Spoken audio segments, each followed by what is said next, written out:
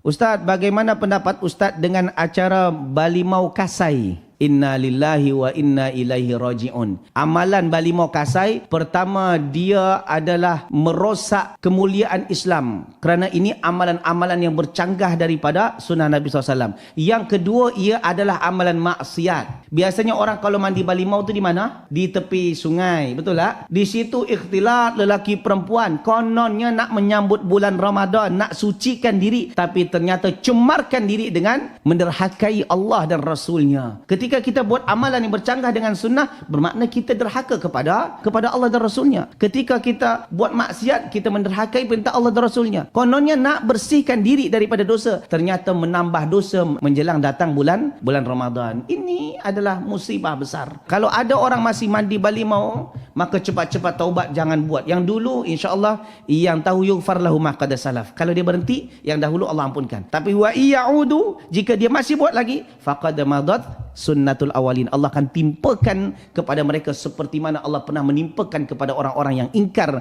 kepada Allah Subhanahu wa taala yang terdahulu. Berhenti, taubatlah, taubat cepat. Okey, Allah taala alam.